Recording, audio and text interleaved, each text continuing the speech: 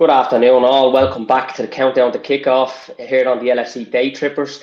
Today's show is brought to you by Manscaped. Visit manscaped.com and use LFCDT at checkout for 20% off and free shipping. All the details are in the show description below. I'm back with Chris Brack. How's things, mate? Looking forward to today? Yeah, mate. Well, I'm not looking forward to today, but yeah, looking forward to. I hate this game. This game and the derby are the two games I hate. But the great games if you win them. So, but yeah, team news come out as I've seen already on social media. Heads are falling off, so it's going well. It feels like a typical Liverpool game. This. Yeah, absolutely. A lot of controversy in that starting 11, no doubt about it. Because no Fabinho even in the squad. Not sure. Haven't seen that on Twitter either as to why he's not. I'd imagine it's some sort of illness or injury why he's out, and that's obviously only happened. I'd say probably the decision was made late last night or this morning, because I didn't see any rumour circulating around about it. Definitely a lot of changes. Kanate's in for Matip. I would imagine starting with Kanate there, because obviously when you look at the back four, everything else is good, and then Kanate comes in, which is a huge surprise. It hasn't played much for us this season, hasn't started very much. I think he might have started 1 or 2 games, but he's obviously brought in there today to deal with the speed, isn't he, of United's front men. I mean, they've a lot of creativity, flair, speed, they've energy there. They caused havoc in the past against Liverpool, particularly at Old Trafford. But what's your thoughts today on that starting 11, Chris? Is this the starting 11? Obviously, look, you're surprised like myself, and I think the large population of Liverpool supporters are surprised with that starting 11. But are you happy with it, and how surprised are you with it? And obviously, look, midfield, you have Henderson, Milner, Keita, then up front, no Mane, you have Salah, Firmino, Jota, which I don't have an issue with either. I'm happy enough with up front, but midfield's a little bit, I'm surprised there, obviously, with no Fabinho. Yeah, I mean, look, the Fabinho one's a surprise, but it's not really a surprise if he's injured. So if he's picked up an injury, then it's, I would say he would have started if he wasn't injured. So I don't think that's a particularly big surprise. I'm less surprised with Kanate one, because we've seen plenty of times, we've all talked about we need to protect Joel Matip. We can't do, he very rarely does 3 games a week. We need to protect him. And yeah. He's obviously decided this is the game he needs to rest for. I mean, this is why you buy Kanate. This is why you have him there to bring him in. I've seen a few comments saying that, Ronaldo's movement. Ronaldo's movement isn't what it was 3 or 4 years ago. Ronaldo now is a traditional number 9. He's a target. He's a target man. He is. Yeah, I agree. That's not to disparage him, but he's a bloody good one. That's what he's there for. Yeah. But if you talk about movement, the movement for me is Greenwood and Rashford playing. That's the bigger worry for me. Because both of them are quick, we've seen really good. We've seen Rashford before, even particularly against Van Dijk. I remember there was a game a couple of seasons back where they beat us 2-1. Rashford scored 2. He was unbelievable, sensational that day. He hasn't really reached the heights to what probably the expectations were in the 17, 18, 19 season. He hasn't really went on to reach those heights, but huge potential. And you'd probably say a bit of that is probably with the manager there. But Mason Greenwood, I think, is one of the best young players in world football at the moment. He's up there with the top 2 or 3. Not just in the Premier League, but in world football. He's up there with your Mbappe's and Haaland's. I think if he's managed right, he's quality. And look, that United, are you thrown into WhatsApp yesterday, Chris? They have magic players that can create magic moments, and make no qualms about it. United, creativity, flair, energy, it's all up front there. And Ronaldo, I know he hasn't got the legs of the same player he was 3 or 4 years ago, but his game management, his demands, his professionalism, his discipline, it's all there, like what a lot of the Liverpool players have. But for me, United, they've the individual players, and they've a lot of quality, unbelievable world-class players, but they don't have the team for me. And that's the difference with Liverpool and United. You could probably say, man for man, some of their players are as good as theirs, some are even better, but we've a better team. We've that unity, we've that what Jurgen Klopp has implemented Liverpool, that drive, that never give up. All those good things that are cliche, but it's true what we have, and that's what reaches so many heights and got us over the line so many times. Because I believe, and in particular coming to games like this, Chris, quality and technique is one thing, but you got to have that grit, determination, that fight, that unity to also get through these games, because form goes out the window for me today. This is a game that United have had 1 point in the last 3 games. They'd be hugely disappointed, particularly when 2 of them were at home. They weren't against any of the top 4, or you could say maybe so-called 6, throwing Leicester in there. But today is a game where they'll feel it's a must win for them. But we also, I think, feel it for the race for the title. You sometimes hear it's a marathon or a sprint. For me, in these games, particularly at the dropping points against Chelsea and City, albeit they were good points, it is a sprint, not a marathon in these games. And today we've got to make this count and get nothing but 3 points. What's your views with this, Chris? What have you to say on today's game and United? Yeah, look, it'd be nice to get the win because we haven't had many wins at Old Trafford. To be fair, I mean, we won last year, but it'd be nice 5 wins this century against United is all we've had, which is very little. So you'd like to get the win this year, anyway, in front of fans. You know, because we won last year without fans. At the end of the day, a draw's not a catastrophe. I know people won't believe this, but you know, worst case scenario, you're going to go into the next game 3 points off Chelsea and City, who have a softer run at the moment, but post Christmas they've got a more difficult run, and our run's slightly easier. So it's nip and tuck. Nothing's going to get decided now. It's a must not lose. But Liverpool have got enough there to win it. I mean, that's what Kev Ball's comment said. I don't get why Matt isn't playing unless he's injured. He's not injured, but we all know Matt played 3 games in a week not so long before the last international break, and it was felt like it was a risk. So, but also at some point you've got to use Konate. That's the point of Konate and Gomez is they're there to rotate. You know, I mean, look at their lineup. Yeah, it looks very much like what we did to Atalanta, 4-2-4, which maybe that says what they're going to do. You know, they're going to go at us, and you know, you would have liked a Fabinho there to curb that a little bit. The general in midfield, yeah, you'd want that general today in midfield. On the flip side, that does leave you options behind them, because that was the problem they had against Atalanta. It's going 4-2-4. They left themselves so wide open, it was untrue, and that could play into Liverpool's hands a little bit. The Manny one, he's in form. You know, he's hitting goals, but I mean, the front three starting today all scored last time at Old Trafford, so maybe he's going for a little bit of Salah. You won't drop because he's 9 from 9. Firmino's in a nice little vein of form, and Jota's sort of been rested the last couple of games. Hasn't started the last couple, so you bring him in. It's a nice rotation option to have. Plus, you got Manny off the bench, which is not a bad thing. He's revitalised, isn't he, coming in today, Jota? Like he's made an impact this season. He's done really well, I think, in some games, although some fans would say different. We seen last season the goals and assists that he got. He come off the bench more than he started. He missed 3 months of football, and he was integral last season. He was a world beater for us. So let's not underestimate how good Jota is as well up there. But as you said, them 3 lads, great experience, came here last season, all got goals. They tore United shreds for large parts of that game. But it's a little bit surprising, I think, that Jota's come in, but I've no problem with it. I always think any of the 3 out the front 4 that we have, I'm happy to see. And it's, as you said as well, rotation. You have to rotate. I mean, Matip's out today. We give out before that maybe he's playing too many games, you rely on him too much. This season, we have 4 really experienced and composed and compact centre-backs. No doubt about it, Virgil and Matip are the 2 best.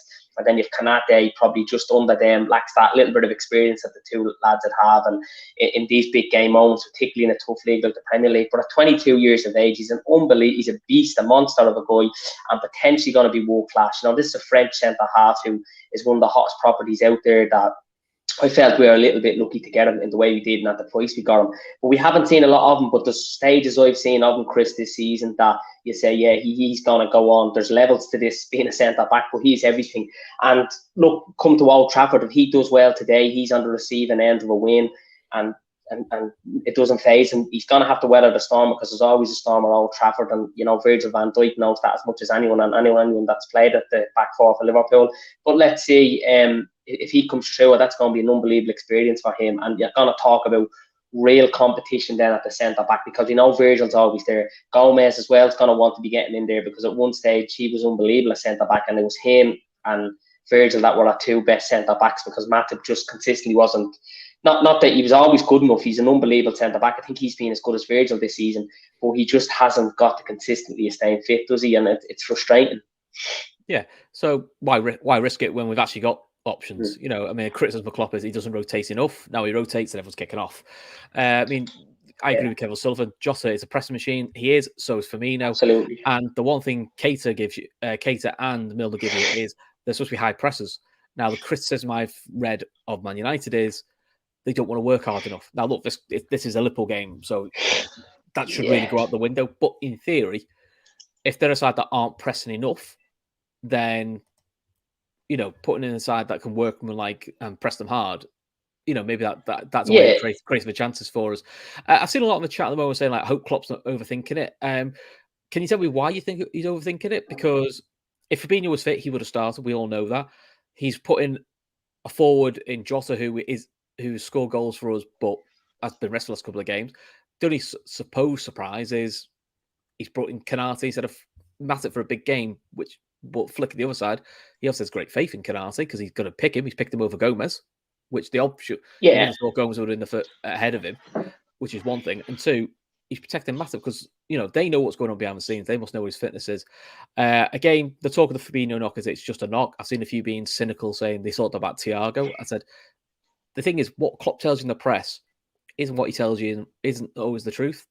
So, I think people need to get over the fact that the manager will lie to you and he will say to you, oh, Thiago's too serious. He'll know how serious it is.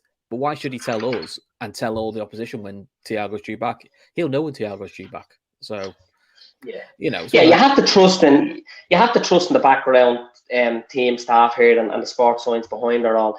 I mean, when we won the league, Jurgen Klopp came out. One of the first things he said was he had praise for his background team, how good they were, and they're basically the cog to the machine. Do you know what I mean? They do as much as he does. He just gets more recognition because he's a public face for us, and he's the one giving the interviews, and he's the one that's the manager of the sideline. So you have to have full trust. I mean, look, today's lineup, I'm not going to lie, and I suppose you're not either, Chris, it is a surprise in a couple of places. But then when you really reflect on it and you look at more the sports science behind it, with the games coming thick and fast and with how things and injuries went last season, I suppose it's not a surprise because Fabinho's out, Harvey Elliott's out, Thiago's out, Curtis Jones is out. So you take away 4 midfielders from us, it really leaves it down to the bare bones. And James Milner, who I think has been exceptional at the best of times for us, and his best position no doubt was in midfield, and he's going to relish this tie. I mean, I can't emphasise enough how good James Milner is and his experience in these games and his game management as well, of course. Same with Jordan Henderson. Naby Keita comes in, he's had a couple of worldies like at Atletico Madrid. He hasn't always had the best performance, but it's another chance for Naby to have a chance in getting and challenging when the likes of Harvey, Curtis, Thiago are back to really challenge them for a starting 11. So there's nothing for me, and as Kev O'Sullivan says, Jota to a pressing machine, and that's something that you need in these big games, he has the aggression, the hunger, his ball retention's really good, and I think probably not as good as Bobby, but he does a lot off the ball for us as well, and I've seen that. And look, he's very clinical at the best of times in front of goal. So it's a game that today you just trust in Klopp, you trust in the background team that he has there, and we go for it today at Old Trafford. As I said, we're a better team than them, and we're in better form. We're the only team unbeaten this season. Let's go out today, and we should be confident of a win at Old Trafford. Yeah, I think a few of the fans need to realise that we're undefeated. We're a point off. Well, before this weekend, we were a point off top. We're top of the group of death in Europe by not dropping a point. And then I'm seeing comments such as Klopp's bottled it already. This lineup's horrendous. Why would you pick that? But no one's actually given me an answer as to who you'd pick instead. Yeah, boy. The reason if they're not picking Matip, there must be a medical reason why they're not picking him. It's not an ability reason. I mean, Imran's saying Konate's fourth choice. It's a bizarre selection. How do you know he's fourth choice? We assume he is, but to me, the only number one guarantee is probably Virgil van Dijk, and then I would say when he's fully fit, it's probably Matip. After that, it's a dogfight, but that's what you want. I'm a bit like that's exactly what you want. Yeah, I'm not sure people want. We've moaned all summer that we don't have enough squad depth, and then when we rotate and still have a pretty decent side, we all go, oh yeah, but why is he picking him? Pick the same 11 every week. You can't have it both ways, can you? You've got to listen. I mean, no, and as well as that, Chris, coming into today's game for anybody that is feeling a bit pessimistic, and look, fans, I suppose it's all just opinion based. But as you said, a lot of people are saying these things for not justifying or elaborating a bit more. I suppose the point I'm getting at is, like, you would rather be in Liverpool's position now than United's. You'd rather have Jurgen Klopp there than you would Ole Gunnar Solskjaer. Obviously, you've tipped upon some of the United players are excellent and some are world class and they're very experienced. But Liverpool as a team in this game, you prefer to be a Liverpool fan and you'd be happier with this team. So for me, it's just, go out today, get the win, and we're in a better place. United, as you just touched upon, top of the group of death, and not only are we top of that, but we've went to Atletico Madrid, who haven't had lost a game in 4 years, the first game of having fans back, and it was a dogfight there. And some will say, okay, they should have had a penalty, and yeah, I agree, they might have.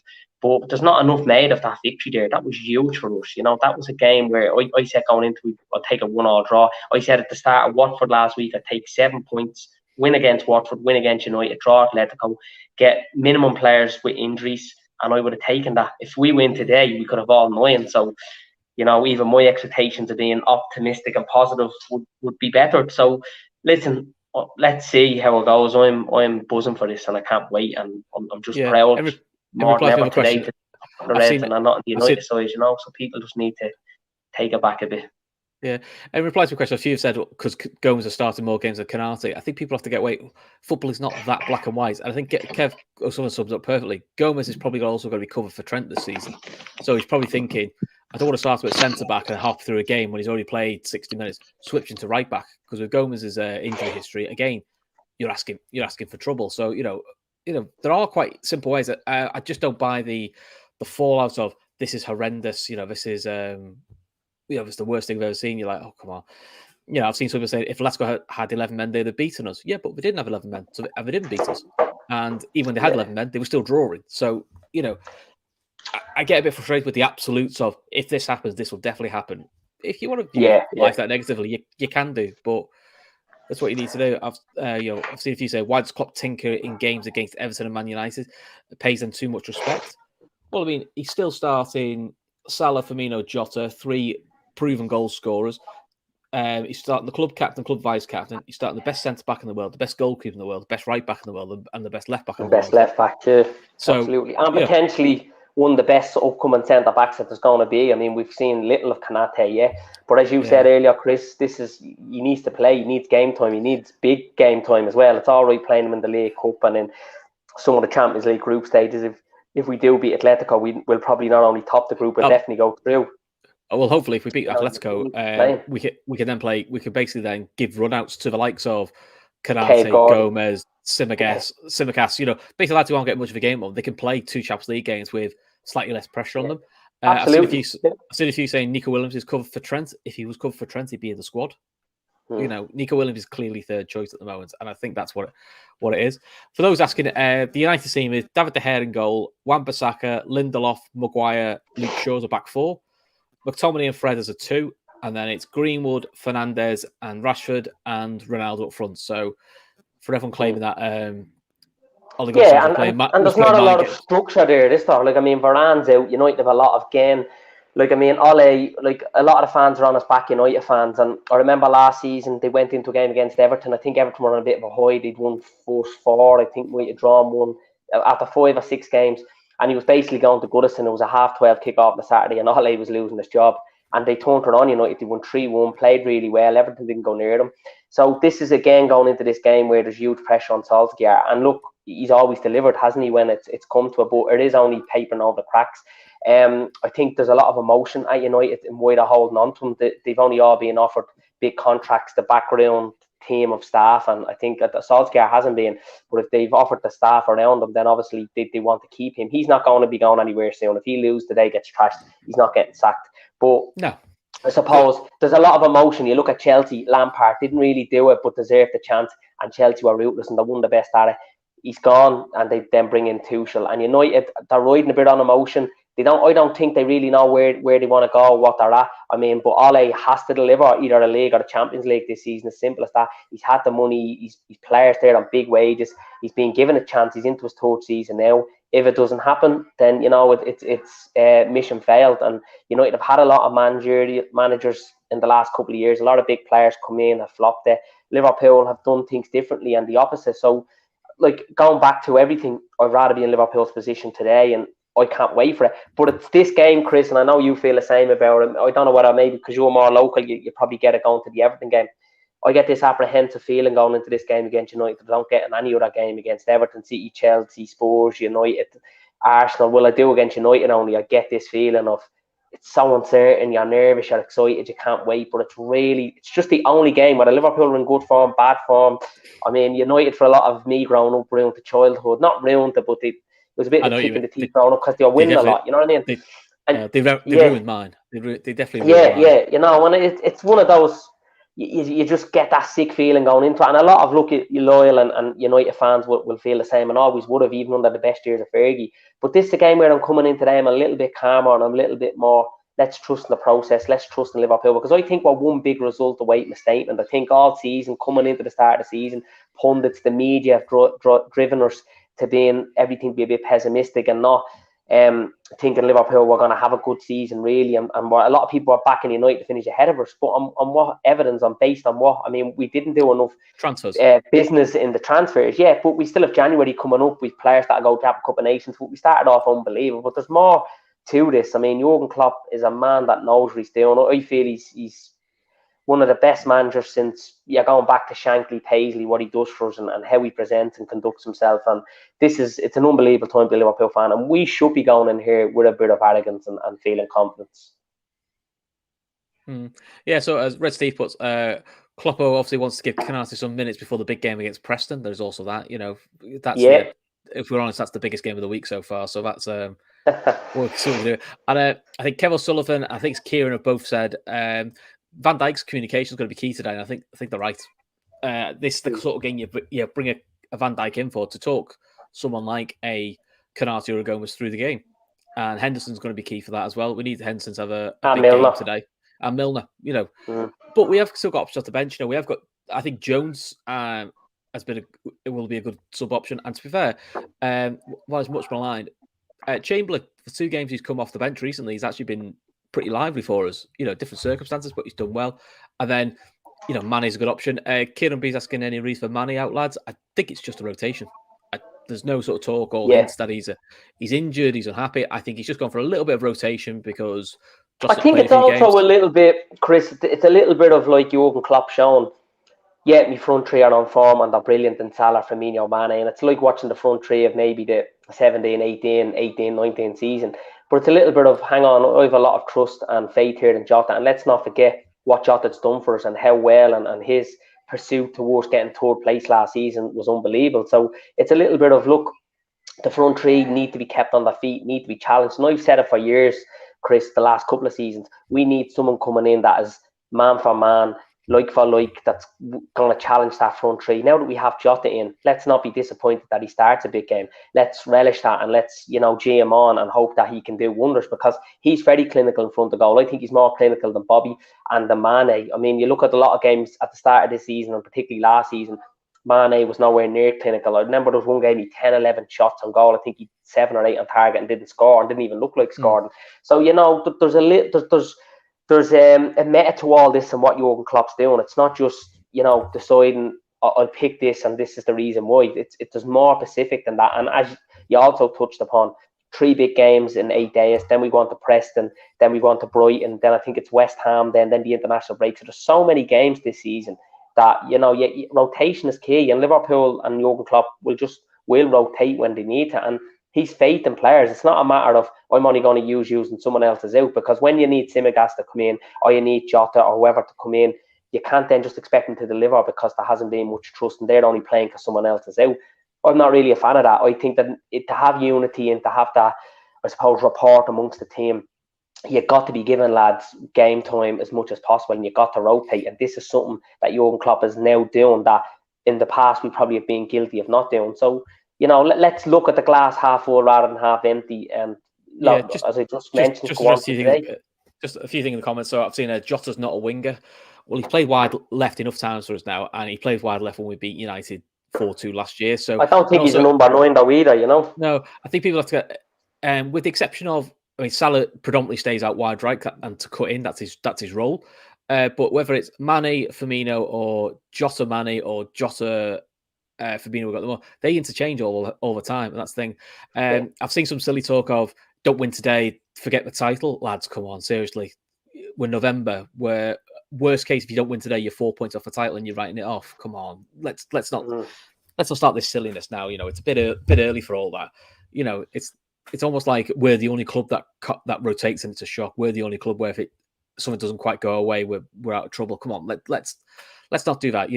If we do lose today, we're the last team to actually lose a game this season. So if we're the last team to lose games and we're out of the title race, says a lot for other people, that doesn't it? You know, let's have a bit of faith. And, you know, this side's done really well since it's come back. You know, I think there's too much being scarred by last season, which I understand why, because last season was pretty horrific. But last season was also pretty much an extreme, I would say. So it's sort of their team. Where are you sort of thinking the gaps are? I think the two key gaps for us is the gap between Wan-Bissaka and Lindelof. That's where United concede a lot of goals, because Wan-Bissaka is a great one-on-one defender, but I don't think he's the best at reading a runner.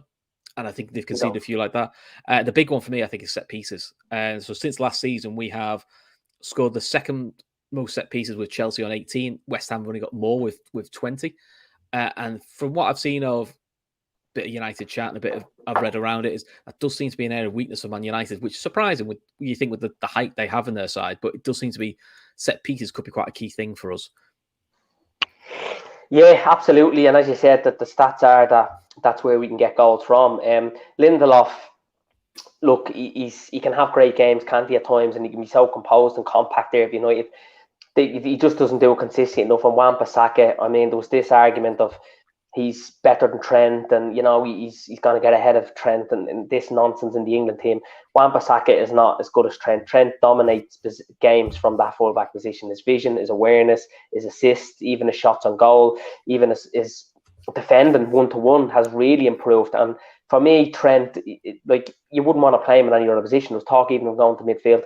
Play him at fullback, because that's where he occupies. That's where he sees the game. That's where he's best at. That's where he gets his most assists. That's where he takes on players. That's where he's that great interlink and change with Salah out on the right. And that's, if Salah was brutally honest with us, that's probably why he gets the goals and cause the havoc and creativity and flair that he does, because he's Trent there beside him. So, like, I don't see the narrative ever of Wan-Bissaka and Trent, but Wan-Bissaka and Lindelof. And let's not forget De Gea as well. Great experience, but De Gea has let United down big times. And I've said going to this season, the manager's naive, the goalkeeper, the defence with Varane coming in is obviously going to be stronger. He's out today.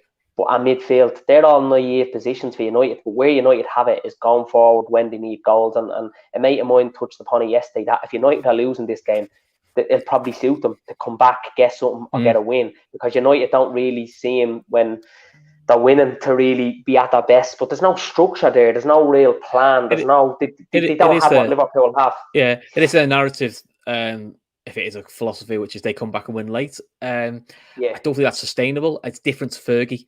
Fergie's was different. Fergie's winning it late, but that's because they've been knocking on the door for like an hour. You know, he used to feel with Fergie sides that if you went 1-0 up, actually, he just woke up the beast. It was like it felt like the worst thing to ever do is to score against United and have time. It doesn't feel the same way in that sort of sense for us. So, as Kev points out, they're pretty big side, to be fair. So, you know, they could also be a threat from corners, but the counter attack is a big thing for us. I think they do overcommit. You know, Greenwood, Fred, Rashford, Ronaldo. You know, that's an intimidating front four. But how quick are they going to be to get back? You know, that'll be the interesting thing. Look, to me, the worry for me out of all them is Greenwood.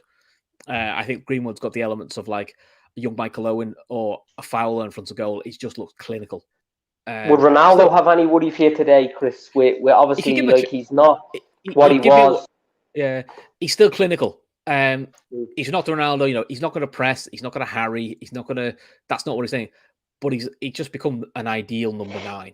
You know, so anything aerially, he's going to cause us trouble, and anything in the box, if you give him a half a sniff, he'll score. So with Ronaldo, it's cut the supply. It's cut the supply. It's not the magic that this can make me look very sure. It's not the magic he used to do where he'd pick the ball and run at you and score a wonder goal. I don't think he's going to do. He's less likely to do something like that. But if you give him half a chance in the box, look, the guy's a killer in front of goal, and that's just what you need. That's what the United Ronaldo's need. Ronaldo. Look, he's going to be a threat, and he's going to be clinical. And if he's given a half a chance, he'll probably more likely take it. He's experienced. He's a very composed player. But I think Jamie Carragher summed up, I think on last Monday Night Football, that he was a better signing, more of a sign for the Premier League than he was for United. Do United really need him? The wages he's on. We've already seen some of the disruptions and things going on about who's going to take the penalties with Fernandes out and, who's the best Portuguese kind of thing in the league. There's been already a little bit of upset there when, he didn't start. I think it was the game against Everton. He didn't start against, was it? Yeah, it might have been Everton. And you kind of see the things going around on Fergie saying you have to start your best players. There's already a little bit of, hustle and bustle going on there at United at the moment. And it's not all positive. So, look, no doubt about it. They'd rather have Ronaldo than not have him. But is he really what they want, or was it just there was a lot of emotion again in that signing? I think like the way United have, because they didn't want him going to City, did they? Yeah, I think They that's couldn't all. allow that. There's more emotion to it, but look, he's still a good player. But interestingly, the last 2 games we played at Old Trafford, we've had 1 draw and 1 win, and in both games we've gone behind. I'm not encouraging us to go behind, but going actually 1-0 down is not as catastrophic as it has been in recent years. I do think Liverpool is, if they go ahead, they need to get a couple ahead. Because we have the one criticism of Liverpool recently is we have let a few leads slip that ideally you wouldn't. Now, literally, they were against Atletico Madrid, they were against Man City. Brentford. Yeah, but I think. Yeah, I think. Sorry, Chris. Without going on too long, I know we're going up to the time now, but there's not a big rush. I think the Atletico game, as I said, there's not enough made of it. I think. Yet they did come back and they caused problems, but they were always going to do that. 2-0 up after 20 minutes was probably too good to be true. They're an unbelievable side, and if United were in that position, okay, they were against Atlanta, they were at home, but they play better when that I suppose a bit of that pressure was taken off because fans came out in that second half, and a lot of fans wouldn't have expected United to come back, maybe come back and get something but not win, and then they did. Ronaldo, I think, gets the winner. But I seen something coming into today's game. Chris, Salah broke the record of 9 goals in 9 consecutive games in all competitions. Today could be 10. Do you back him to score today? He's unbelievable at the moment, isn't he? And probably the best there is in world football. Yeah, you'd have to, wouldn't you? If to go, 10 in a row would be brilliant. It'd be the ideal time to do it. Just a question in the chat. If you're using the phrase "top red" in the chat, go in the bin. Seriously, lads, it's not what real people talk about. I've never met a real person who calls sort of top red or bottom red. It's giving an opinion. If you don't like the opinion, sound. But you know what I mean? Top red stuff, put it in the bin, lads. Seriously, get a grip. So who's your man of the match today? Who do you think is going to be the key for us today? Something's telling me in midfield, but then again, I suppose you could look at, we got to be clinical today. When we're given chances today, Chris, we've been guilty of it in the past, particularly last season in big games. We got to score them today, but Mane, look, has been as guilty as anybody for missing chances. Jota comes in today, makes me feel confident that when we are given chances, he gets them. Bobby's in great form at the moment, and he scored in goals. Salah is the world's best at the moment. I don't see the narrative of who's better, Ronaldo, Salah. On form, obviously Ronaldo's achieved more experience, but on form, you want to have Mo there. He's cutthroat at the moment, unbelievable. There's levels ahead of anybody at the moment in world football at this current moment. But midfield, I think, will be big, as there always is in games. And I think a lot of these games are won and lost in midfield. Milner comes in, okay, we'll take that. He didn't play midweek, so he's rested, revitalised, similar to Jota. Only comes on late. Hendo, Keita, we've got to need Naby Keita to have a big game today. He's going to be one that there'll be loads of boys on.